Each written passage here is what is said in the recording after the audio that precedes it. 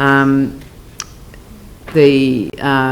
items 6 and 7, I wonder if it's easier to deal with the two of them at the same time. Yep.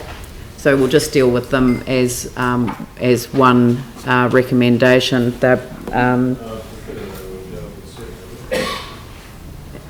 Well, I'm going to deal with them together because that.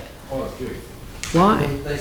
Well, they're two different subjects. Well, one is simply receiving the information in a report. Well, put them separately, please. Yeah, well, I can put them separately. You need them to make sense of each other. In terms of the vote, I can put them separately, yes.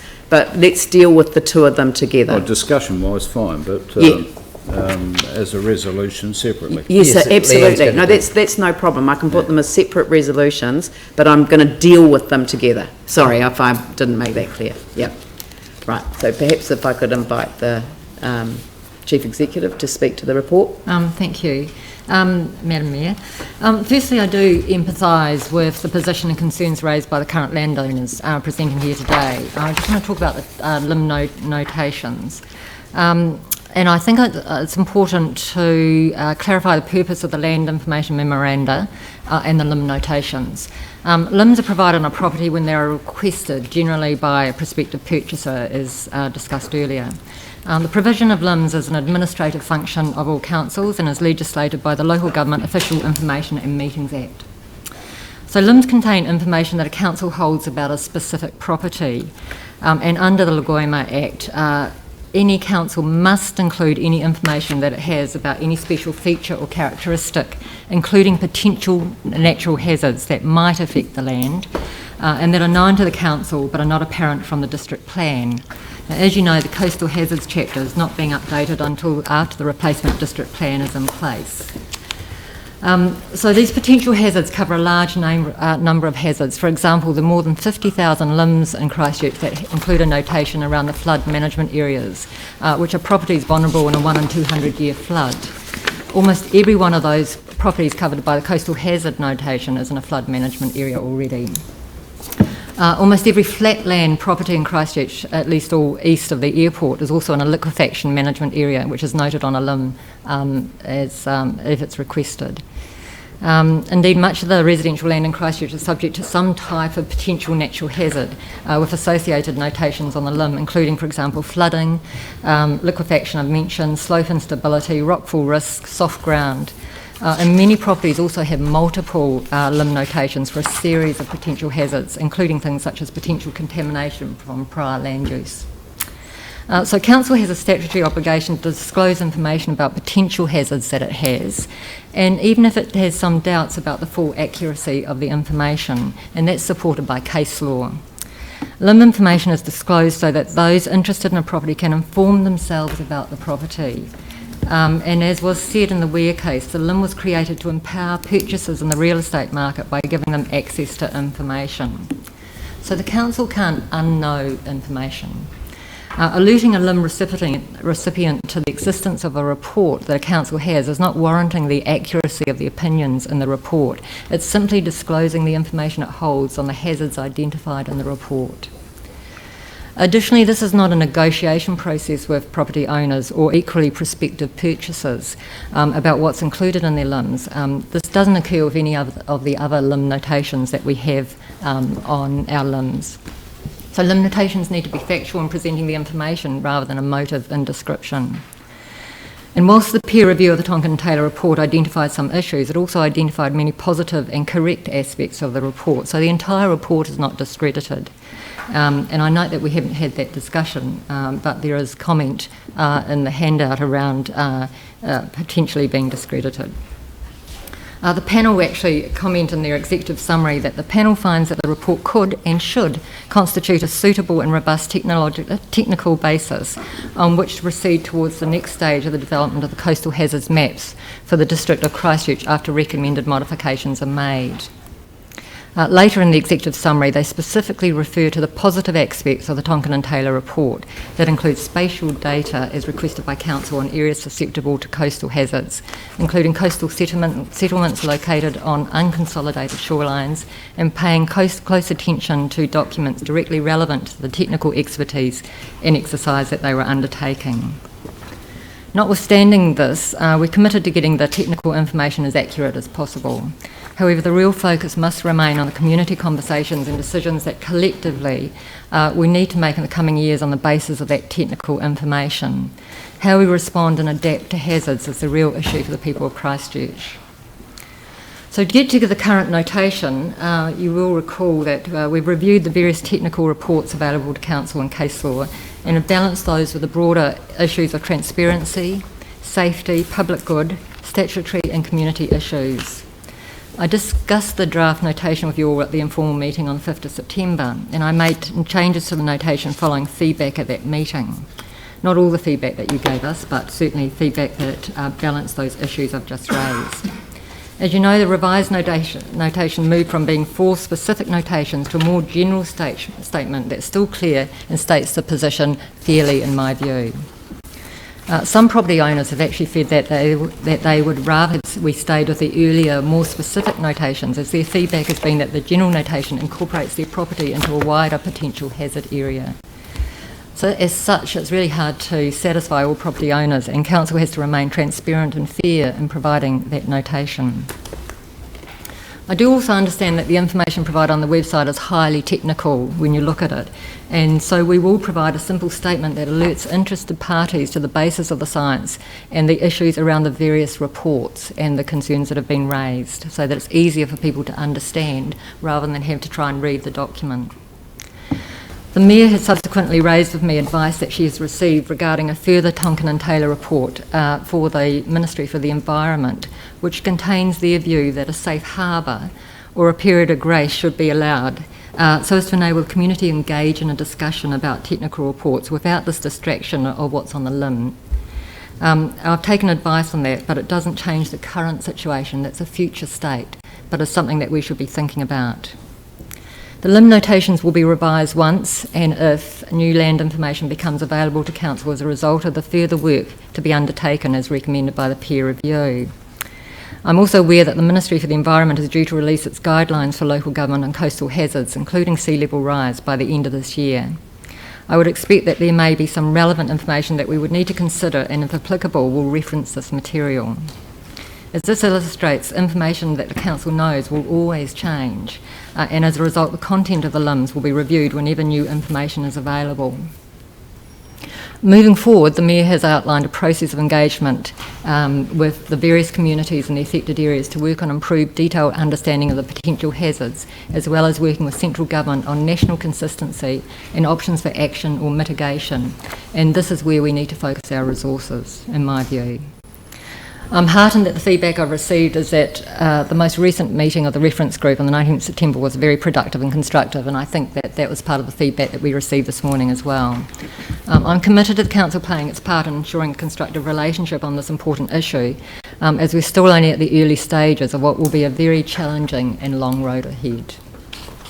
Thank you. Thank you very much. I do want to comment on this Tonkin and Taylor report, which came to my attention just a week and a bit ago. And I wasn't aware of it, but it was only published in June this year. But it probably is relevant in response to one of the points that was made in the deputation, and that was a desire to move away from Tonkin and Taylor. I think the opposite is true. I think that it's absolutely vital that we remain with Tonkin and Taylor, because they've been engaged by the Ministry for the Environment to provide a framework for a risk-based approach for managing and planning for natural hazards under the RMA. Yep. And given that they are going to be leading this work for central government, and their report absolutely confirms the view that we have held right from the get-go, that there needs to be central government guidance so that these issues are not debated at a local issue, at a local level. Merely the education is certainly local, but the guidance is national. And the point that they have made that the MFE intends that this framework will become the foundation for a possible new national policy statement and other national level guidance or interventions on natural hazards, providing consistency across the country. And they make the point in the introduction that living on a young island nation on the backbone of the Pacific Rim, New Zealanders are subject daily to the risks posed by natural hazards. There have been attempts by councils to manage risk associated with natural hazards through a risk-based approach, but approaches have tended to be ad hoc and often with varying degrees of success. But what really compelled me in relation to this report is that they have talked about the need for community engagement in a way that is exemplary. And they highlight in Christchurch and Kapiti why having this obligation around the PIMs and the LIMs actually undermine the capacity for a community to have a trusted conversation with its council. And I think that's a significant issue. We recommend that other interventions be considered as required to establish a safe harbour, and that's what the Chief Executive referred to in her commentary, to allow information on natural hazards to be obtained, shared, explored and communicated to all parties without prompting unnecessary, premature and unhelpful alarm and possible outrage about the nature of and inclusion of information on LIMs and the challenge of its impact on individual properties and property owners. And they talk about the conflicting needs and obligations are about engaging effectively with stakeholders and communities of interest about information on natural hazards for the purpose of developing appropriate planning provisions under the RMA, and the obligation. So they confirm the obligation under the LG or Lagoima as we know it, to disclose information they have about properties and LIMs, and to a much lesser extent on PIMs under the Building Act. And they refer specifically, Kapiti and Christchurch case studies demonstrate how this can play out in significant anxiety and outrage and derail effective planning processes. In our view, an intervention is needed to provide an opportunity for councils, stakeholders and communities of interest to engage constructively and build their collective understanding of natural hazards. And it goes on. I'll circulate this to members, but the reason that I'm raising this is that in all of this, you know, it's been clearly understood that this is an administrative function of the council. What goes on the LIMs belongs to the administration side of the council. So the Chief Executive has provided us with the report, and that's where it stands, and we receive her report today. What I'm going to recommend to council at the conclusion of the discussion around this is that we write to the Ministers of Local Government and the Minister for the Environment in order to alert them to the real conflict that arises when the real focus of our attention should be on developing the coastal hazards chapter rather than on the LIMs. And so with Council's agreement, I'll circulate the letter which I happen to have drafted ahead of the meeting, and we can discuss that as well. So I just wanted to update people on where we'd got to since the last time this was placed on the agenda. Glenn and then David. Thank you. So just to clarify, we're into discussion/debate? Well, I don't think... Has anyone got any questions? Yeah. Okay, I don't have any questions. Does anyone have any questions? David? Just a question of the Chief Executive.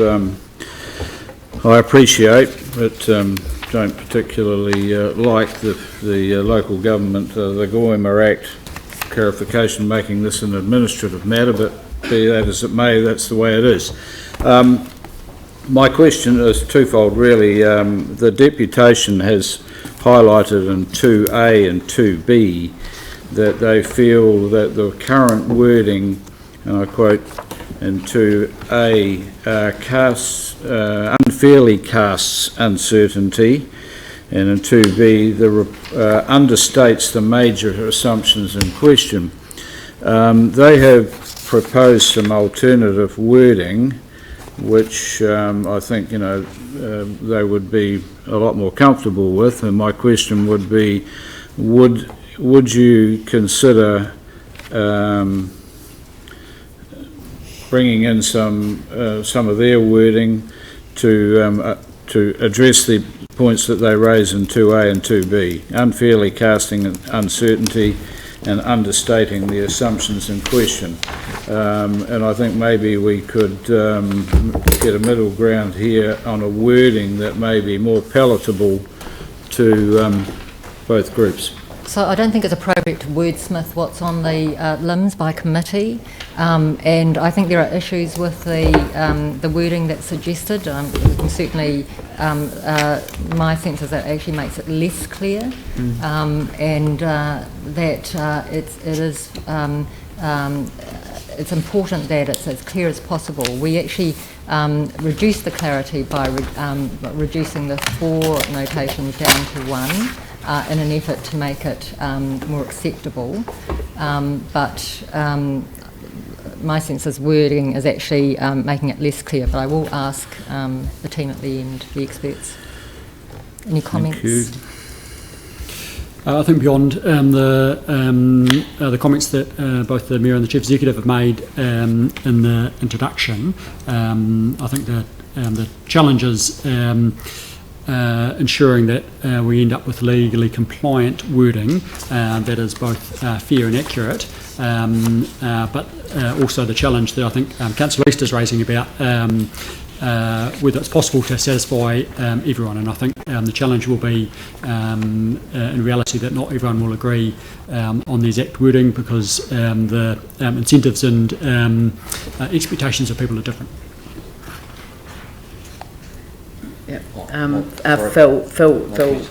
Phil and then Yanni. Thanks, Brennan. I just wanted to ask a question in relation to the second report, the program. And on page 51, there's reference to the work that will be done on the coastal inundation hazard zones. And clearly from that, that implies to me that there'll be like a whole multi-hazard approach to assessing that. Whereas with the open coast erosion parts, it seems that there'd be some difference in the work. I just want to make sure that in fact there's enough money on budget to deal with these thoroughly.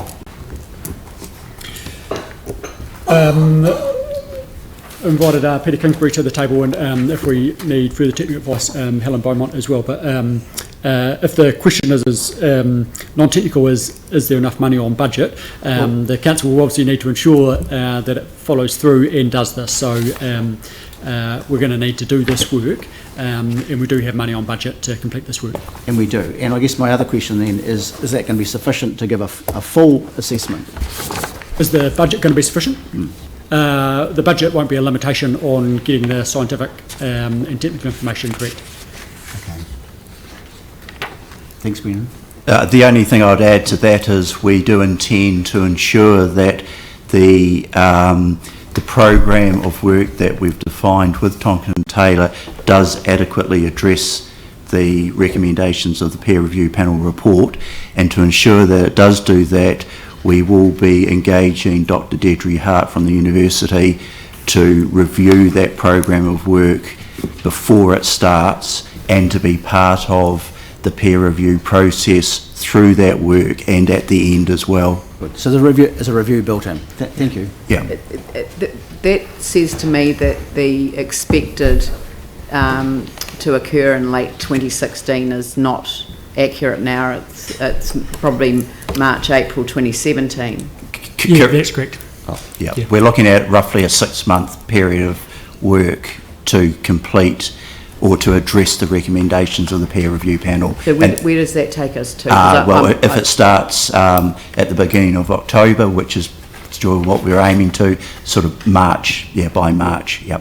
So can you change that to I think wriggle room's required, so just March/April 2017, or is that the first quarter of 2017? I don't know.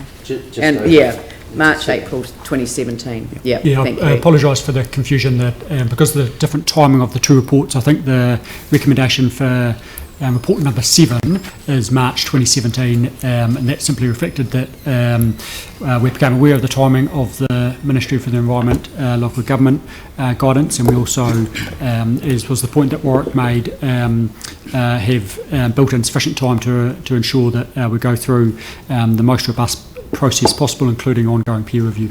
So so it's actually the revised advice from the Ministry for the Environment that will be available in December 2016. That's the plan. Have they ever released advice on time before? I mean, what's the probability of that occurring? We're relatively confident that that will happen, given where the draft is with the work that they're doing. Oh no, that's good. That's good to hear. I mean, excuse me for my little slightly facetious sound, but, you know, we hear about reports that are due a particular time, and I haven't seen many that, you know, arrive from, because it is so technical and everything. So, Yanni was next, I think.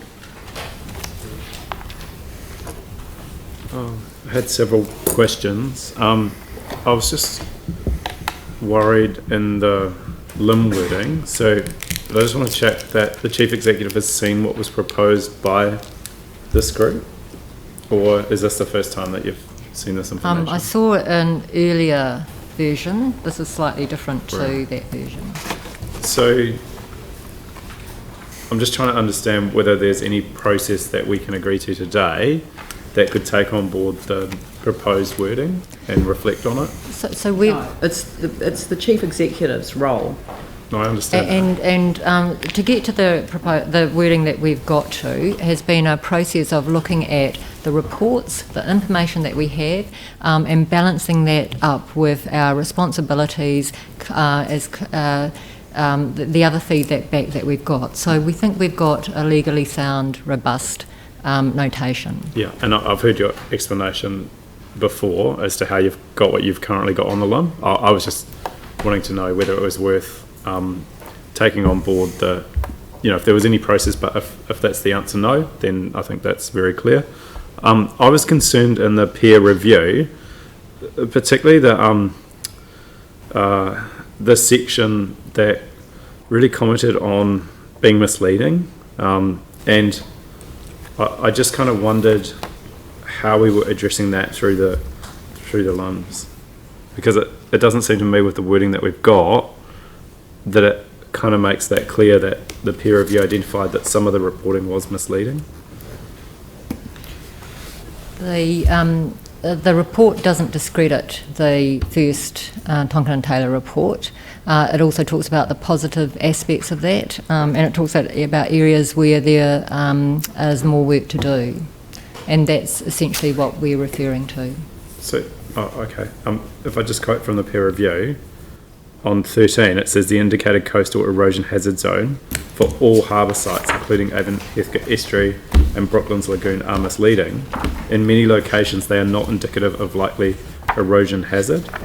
So are those properties still having a notation on that doesn't make reference to that?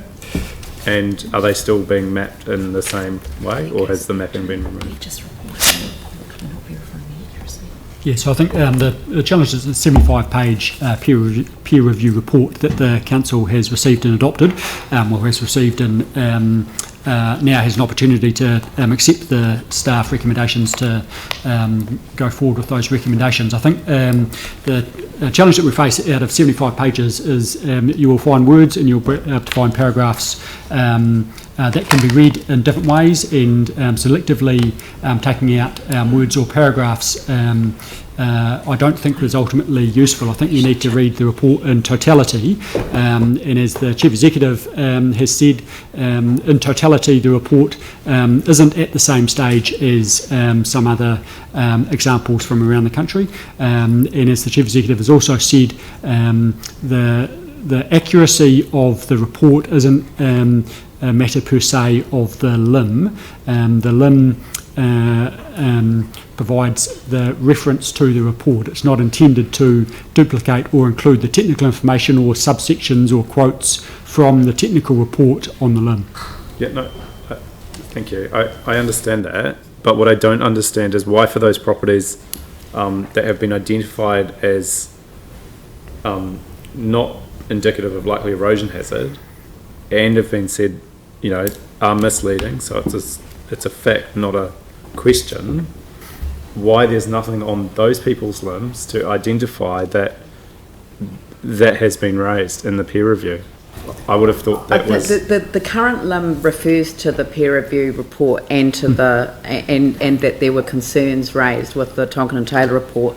I think, you know, I mean, we're asking questions which assumes an influence that the council doesn't have, which is why I do want us to write to the ministers. But let me just, I've asked that we review the wording of the recommendation. So at the moment, the recommendation refers to staff will review and revise the coastal hazard land information memoranda notations again following the completion of the revised coastal hazard assessment stage.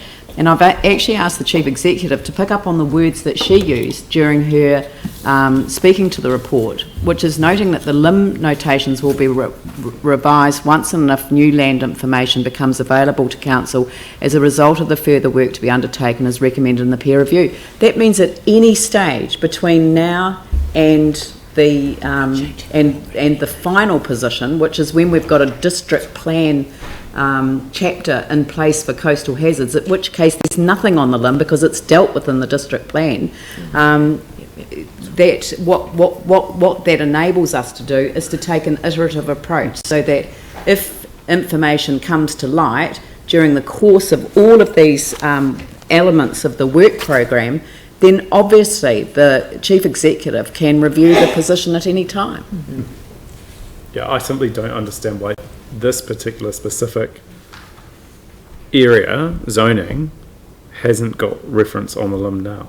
But it does, I mean, because it does by implication, because it refers to both the Tonkin and Taylor report and to the and to the and to the peer review. Yeah, but the advice that we've had is that and the current LIM, Yanni, says that it's possibly affected by coastal hazards in the future. Yeah. Might be helpful. Until we've carried out the further work, we can't identify those properties that where that notation in terms of, you know, the changes to those areas affected by erosion. We can't identify those properties in the meantime until that further work is completed. But as you complete that work, then you would certainly reconsider the LIM under that. So you wouldn't wait to take something off the LIM, or to refer to it not being susceptible in that regard. It wouldn't be until March when we have the final report, the final revised report, that we'd be in a position to make those changes. Okay. Look, I just don't understand why if you've got some work that's been done to look at the adequacy of the report, the original report, and it says that something's misleading, if you were buying a property, why wouldn't you want something like that? They won't be buying a property in Brooklands, that's for sure. On the LIM that said the peer review found for the CEHZ that many locations are not indicative of likely erosion hazard, and more work will be done to reassess. Would any one of those properties not be covered by a flood management area? Very few. So if it's not erosion, there would be an inundation notation on the LIM. Yeah, but current, Which is the same currently notation. flood management Currently, area. yes. Yeah, that's right. Just a second question I had was, I think when this originally came to us, we'd asked that the work program, we thought that, well, I thought that the community reference group had worked quite well. They'd had a lot of input into the peer review, seemed to be quite a good process. My understanding was we were going to go back and work with that group around the work program forward. Has that happened, and what feedback have we had from that group? Thank you for that question. Yes, we have had feedback from the group. We met with them on the 19th of September, and we talked through the work program with them then. Subsequent to that, we've had feedback from Warwick Schaefer's, and we have also responded to some of those suggestions, including a rolling peer review of the work, as well as looking at the additional scenarios for the sea level rise as well. Good. So- David? Just the final question was just on the request for going out for the contract in terms of doing the peer review, so going out to open tender, and also just the need for expertise for the community to be involved in this process. Are you referring to the further peer review? Yeah. So Right. when Tonkin and Taylor's finished the report, there'll be another peer review? There will be, and it won't be, we don't anticipate that would be to the same extent as having a 5-member panel. What we would do, as I explained, is we've talked to Dr. Deirdre Hart, and she is keen to be involved in the process, both from at the beginning, but through the work, and be the peer reviewer for the final revision as well. Right. David? Are we making the work program as well? Yeah, asking questions on the work program as well, yes. I've got questions here on the work program. Under 3.8 in the report, 3.7, sorry. It's anticipated that the full scope of all technical work will be completed by March 2017. What confidence can we have that this is an extremely complex piece of work, and you're basically telling us that you can do all this work in a few weeks, basically, What? once you've set a work plan? A few weeks? Yeah, just to be clear, what we've allowed for is 6 months to undertake this work, so about 26 weeks.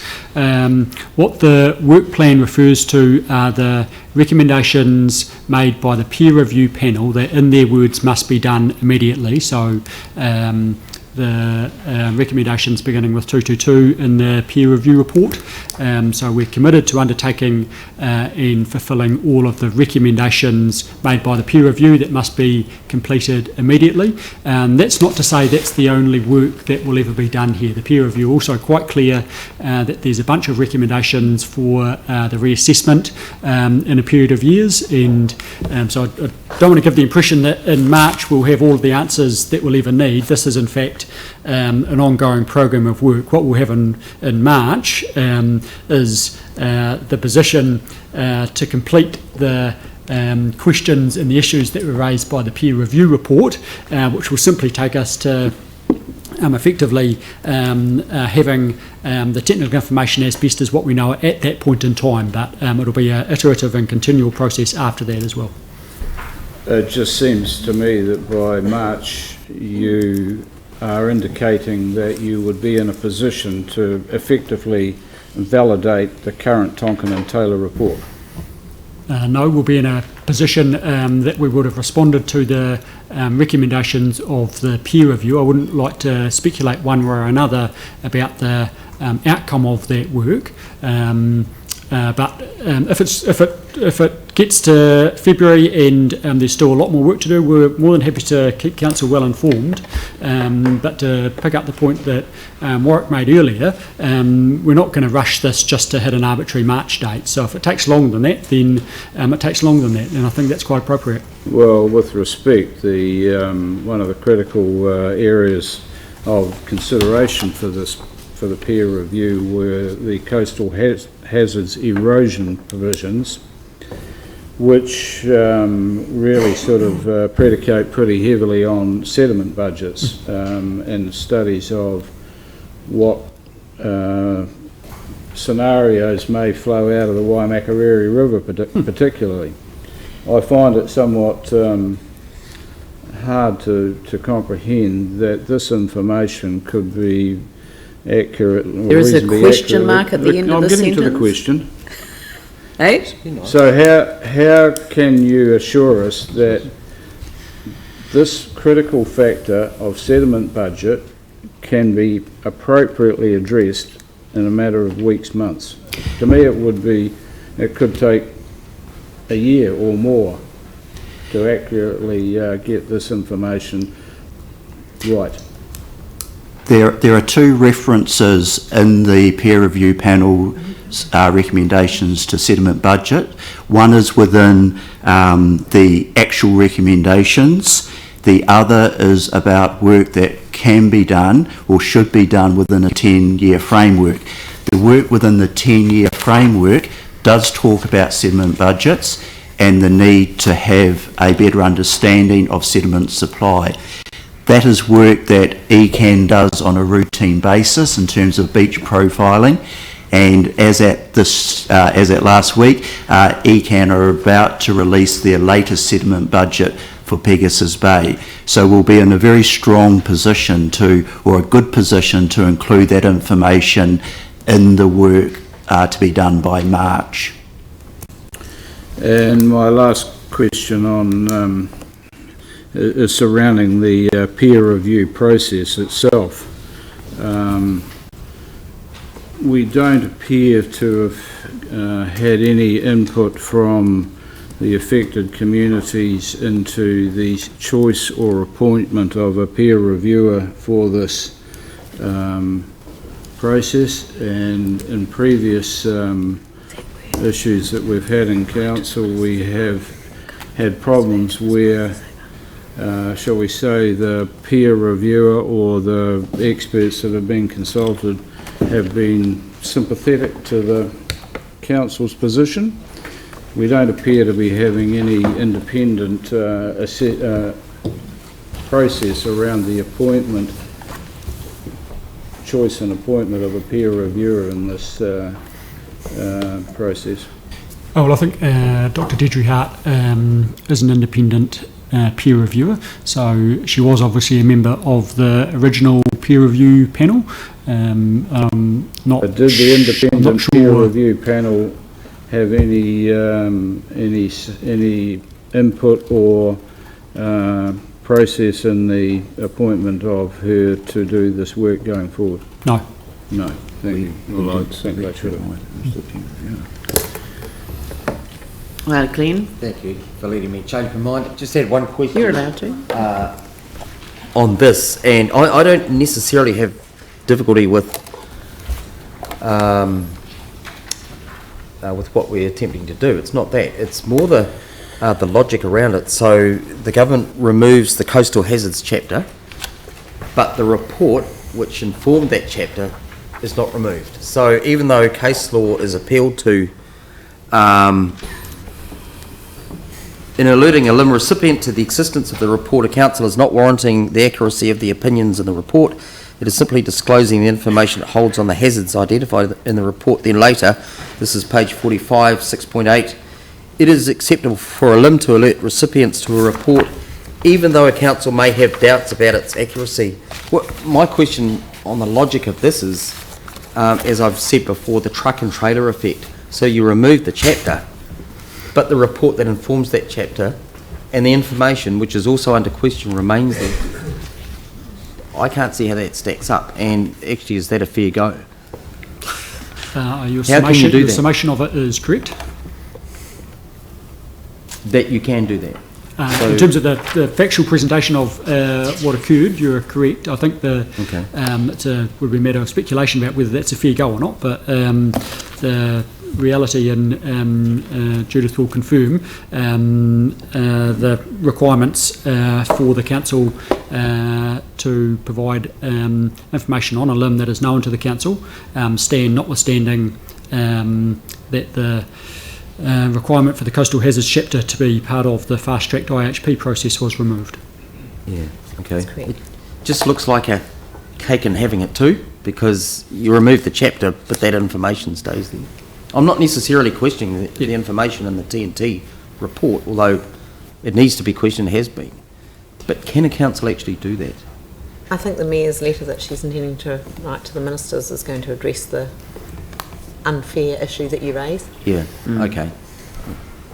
There is, I mean, it's always a balancing act. But anyway, so the motion which I would like to move is that the council receive the information in this report, Note that the limb notations will be revised once and if new land information becomes available to council as a result of the further work. Can't see now. But to be undertaken as recommended in the peer review, and write to the Ministers of the Environment and Local Government to request an urgent response to the Safe Harbour proposal to enable local communities to engage in discussions over the Coastal Hazards chapter. Do I have a seconder for that, Phil? Yeah, any discussion? Sure, and this is both reports together but resolving one at a time. Oh, I see. Is that what you mean? No, we'll do that with the second one. So I need a mover and a seconder for the second report. So can you pop the second one up? Because I'm going to put them separately, but we'll debate them together. Okay, so I would like to move that the Coastal Hazard Assessment Report Stage 2 will be revised in accordance with the recommendations of the peer review and receive the technical investigation work program. Yep. You'd like to second that? Yep, sure. Seconded by Glenn. So I will open that up for debate. Glenn? Yeah. Thank you. I still have questions over the logic around this, as you've seen, and we all know we're bringing both reports together. I think it's important at this stage to acknowledge the difficulty we've had in relationship with our community, and for me a lot of this is coming down to that relationship, and this is alluded to in the Mayor's draft letter where the concept of a safe harbour for dialogue in the future over this is talked about. For me, it's not only necessarily just the information that goes on land information memoranda, it is how the conversation about that happens in the community, and I think we have to be broader than just whether or not we're going to put actual information on limbs. Actually, it's not our task, it is that of the CEs. It's about how this is done. There is hazards across the whole city. If you look on the hail register, you'll find where we're sitting right now is an identified hazard site. But we need also to broaden our minds and not also talk about hazards, but opportunity, which is what the program of work signalled by Regen will be about in the future. It's how to make opportunities out of these hazards. In terms of dissemination, I proposed, after conversations with leaders in South New Brighton last year, a community hub, because they wanted to break this dynamic of public meetings where people end up pitted against each other. And actually, as one of the representatives, and I'm the other representative of the Burwood-Pegasus ward until October the 8th, I want to put an end to this. I want to propose a way forward where we sit down together, and I take on board the comments of the deputation today. This is difficult stuff, and I want to put an end to these meetings where we end up yelling at each other. I want us to sit down. The New Brighton Hub, I think, is a great place where the community can walk in and take on board this information in dialogue with Regen, the council, other community members, DCL. It's a place where the Commissioner for the Environment, Jan Wright, has suggested we could have the maps. This will be an iterative process. The community can take on board this information. They're intelligent. They will walk into it. They will make up their own mind over it. There is time to do things. You can settle in that in many of the coastal regions, say as a young family today, and establish. I mean, the lifetime of an asset, a home or a council asset, is 50 years. There's still time to do things. There's no need to panic.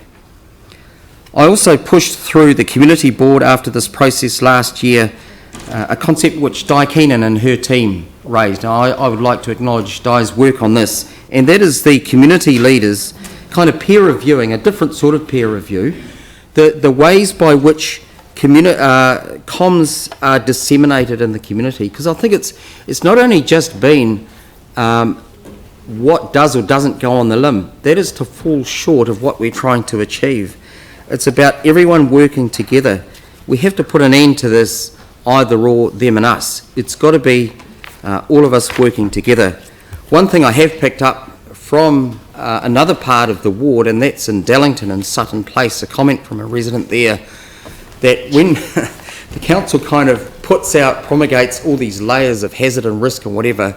The comment was, when you do that to us, and I think that sums it up, and I think that sums it up the dynamic of what happened last year, and that's what we were guilty of when we did it to them. So we need to learn from this, and we need to kind of like do things together and work through this information. I'm glad the peer review's been undertaken. It needed to be tested, and there will be something that has to land on a limb.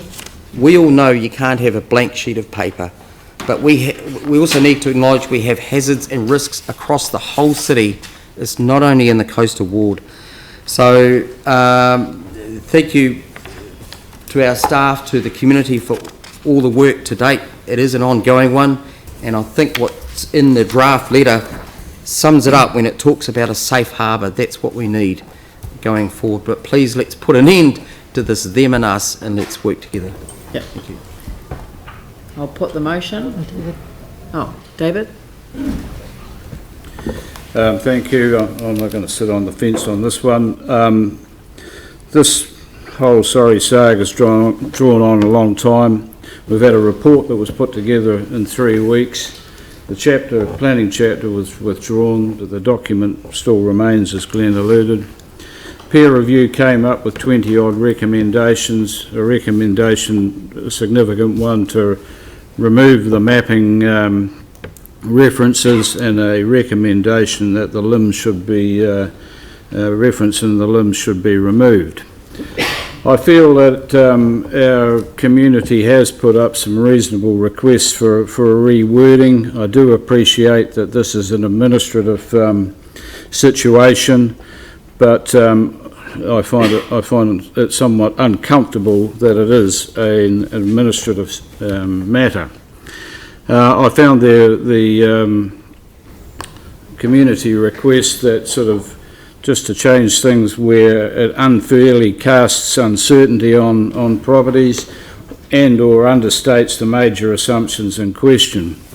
And in fact, if you look at section 44A of the Lagoima section 3, in addition to the information provided for under subsection 2, a territorial authority may provide in the memorandum such other information concerning the land as the authority considers at its discretion to be relevant. Well, I mean, you could have all sorts of connotations there. I mean, I could say that tomorrow we could have a major flood in the Waimaka area, and at the same time the Southern Alp Fault ruptures, the stop banks get annihilated and Christchurch gets flooded. So should we be having a notation on every limb in Christchurch that there's a susceptibility to flooding if the Alpine Fault ruptures at the same time as the Waimaka area flood? So I'll leave that at that, and with the the proposed work schedule, I am rather concerned about the timeline that's being allocated for this work and their ability to actually complete this work in a manner that's going to have buy-in all around. And lastly, I think the peer review process going forward, it is with some concern that here we are again appointing a peer reviewer in an area that we've had contention with for months and months and months, and we've had no consultation with the affected group as to that appointment process. So regrettably, I don't think I'm going to support either recommendations today. Yeah. Yanni, then Phil. Thank you. I just was very happy to speak in support of number 1. I know we're doing the 2, so it's a bit hard to Do you want to go? highlight, but yeah, to me there's so I'll just stick to the first one. I have no problems with number 1 and number 3, but I am still really concerned that we've basically got a limb that doesn't make reference to the findings of the peer review for those particularly in the zone that has been labelled misleading, because I would have thought that would be the right thing to do. I acknowledge that it's not up to us to make that decision, but I just think that it would be really good to try and work through this sooner rather than later, given the significance of that statement in the peer review. So I don't support the process of what we've got for reviewing the limb notations. I think there needs to be a better process if we can around that, given the seriousness with which the peer review identified some particular, and I know that it's not all, but some particular sections where it made very clear statements about them being misleading and not likely being in those areas that are in that report. It also made reference to removing the mapping, so I hope that that's been done for those ones.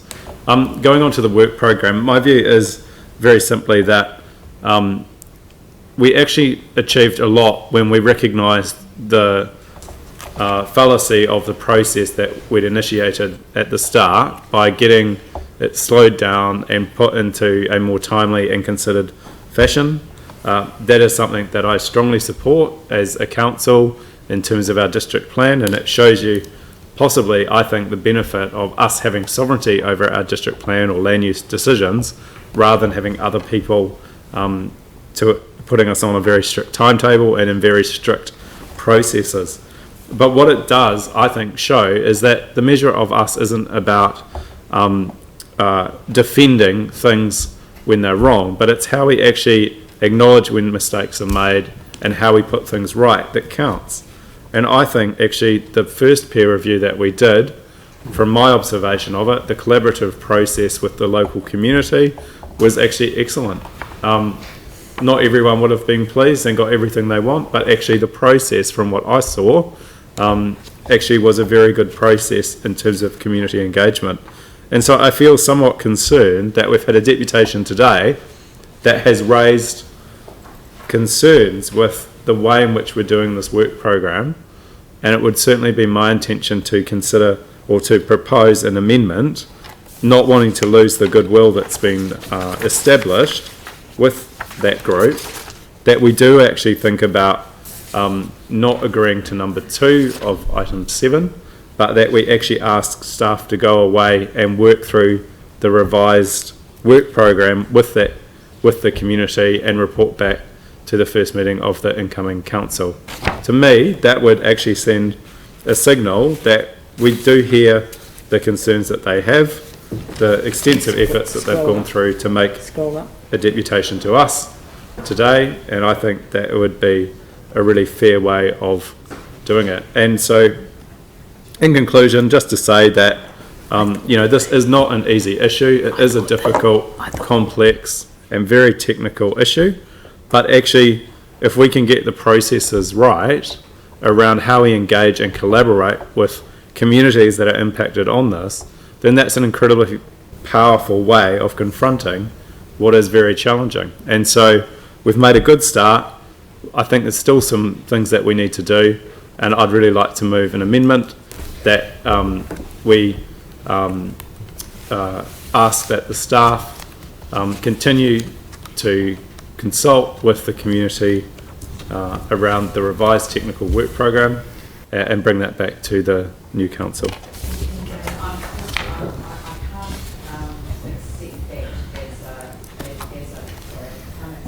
As an amendment on this, because we're just simply receiving the technical investigation work program. I thought the group, and I'm sorry for interrupting, but I just want to clarify, I thought that the group that was set up to work, that has representatives from across the coastal areas, I thought that was still continuing. So can we as an addition? Can we simply note it and receive the technical investigation work program, which will address all of the relevant recommendations of the peer review panel, noting that this is an iterative program and that ongoing engagement with what's the group called? But there's the community reference The group. community reference group But- will continue. I need to clarify that because the community reference group was set up specifically to do to manage the peer review process. Their time has finished, but the discussions that we had on the 19th with the community reference group was to establish a broader community group, community advisory group or similar, to move forward through that process of the completion of the report through to community engagement in 2017. Noting that this is an iterative program and therefore a community advisory group has been established or is being established to support the process. Will be, yeah. Will be, yeah. Yeah. So, All right. can I just have it clarified then that the concerns around who gets appointed, who does the work and how that happens, are they able to be addressed through that community reference group that's been re-established or newly I mean, established? who gets appointed? Well, if you look at the deputation, you know, Yes, I know, they recommended that we change Yeah. Tonkin and Taylor, and we're not debating that. That's a matter that's already been determined. It's their report that has to be amended. Yeah. So, There was other questions as well around who did the peer review, independent experts, etc., etc. So I'm just asking if the things that were raised in the deputation can be actually raised through that community reference group. They've already raised those with us, and some of those, and we've already addressed some of those in our work program.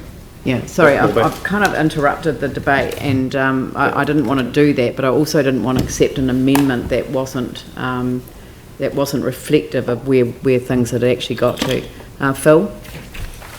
Look, I think it's good to note that in fact the work that the local community group has done so well and where they've been fully involved, in fact that'll be extended, and it's clear that in fact that a wide range of community groups now need to be represented in those further conversations, and that's implicit in the report because clearly the coastal hazards in the future will affect all of Christchurch, and this what we decide today is really, really important that I agree that we need to have those wider conversations around these processes too.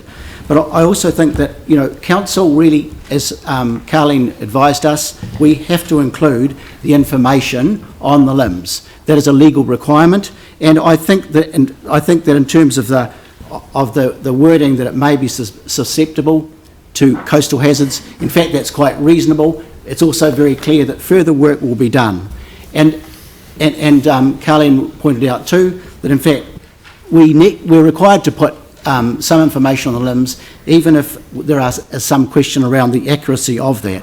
And we already have that information on Christchurch property owners' limbs for all sorts of other hazards, which were outlined earlier, and like flood management areas, of course, can extend right throughout the city.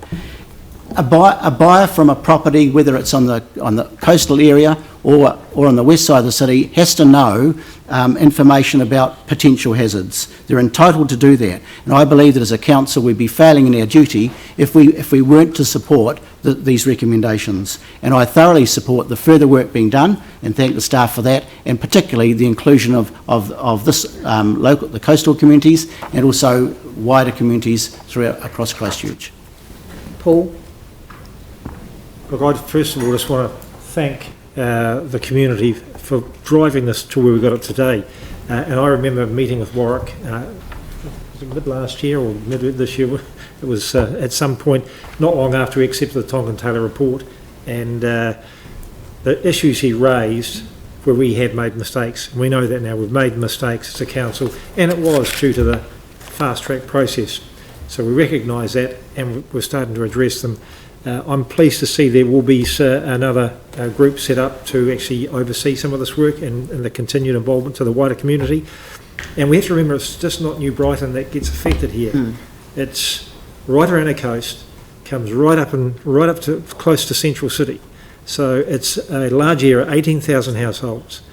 And so we've got to make sure whatever we do here going forward is right and isn't subject to criticism due to inaccuracies. So I'm supportive of getting more information. I'm supportive of actually working through the issues with our community, but I am actually really disappointed we have to do this as a city on our own, in isolation from the rest of the country, when we're a small island and we are all facing these issues right across the country. So that's a disappointment. And if you look at a number of issues we've had to deal with, alcohol policy, shopping on Easter, freedom camping, these are all major issues for this, for our city. So, I will support this today, and I know David's not going to support it, but I think we do need to get him. We do need to get him behind it, but we need to make sure we bring the community along with us, and I think that's really, really important. And again, thanks to the council for actually taking the time, pulling it out, and reviewing it, and getting to this point today. It's important. Thank you. I just want to conclude the debate with a comment, which is that this process began when we were under the pressure of doing every single chapter in our district plan in a truncated time frame. The natural hazards chapter, we had sufficient time to go out and engage with communities over the issues around natural hazards for the flood management areas. And we actually had really good public engagement with presentations run over a full day where people could come in the morning or the afternoon, and they were excellent. We had speakers from externally, we had speakers from within the council, and it really helped people understand why we were putting in a flood management area as we were, and it was replacing a pre-existing one. That worked. This coastal hazards one, it didn't, because there was no time for the report to be developed. And I think, in a way, Tonkin and Taylor's been on the receiving end of criticism that isn't deserved. Tonkin Taylor has an exceptional record in terms of understanding the nature of these environments, and has studied our coastal environment, and in fact knows more about our land than I think our land is the most studied land in the entire world. I mean, in terms of liquefaction, lateral spread, and the other risks that it does face. These are all natural hazard. Mass movement as well. I mean, they're involved in that work as well. So we know more about our land, but, and this is a quote from their latest report to the Ministry for the Environment, community or stakeholder engagement is critical to best practice natural hazard management. Good stakeholder involvement leads to a shared and better understanding of the risks faced and the range of treatment options. The process of engagement should be iterative. It should be early. It should be active, and it should be time-rich. We take our time. Communication and consultation are a necessary part of each step of the risk management process. That's what's not been done here. And it is this report that recommends that government issue guidance or change the law so that there can be a safe harbour where information can be gathered in order to develop that communication around the risk and have that really deep and time-rich conversation with communities. So to those that made the deputation earlier on, this isn't over. This isn't at all over, and I think that you can take some comfort from the fact that this will be reviewed as information comes to light. It does enable us to move on to the next stage, but again, highlighting to central government that they actually have to step into this space and recognise that our coastline is shared across New Zealand, and it is something that requires national guidance and support. So on that, I'll put the first motion, which is item number 6. I'll put that motion. All those in favour say aye. Aye. Sorry? Can you just record my vote against 2? Oh yes, sorry. So record Yanni's vote against 2 and record David East's vote against the lot.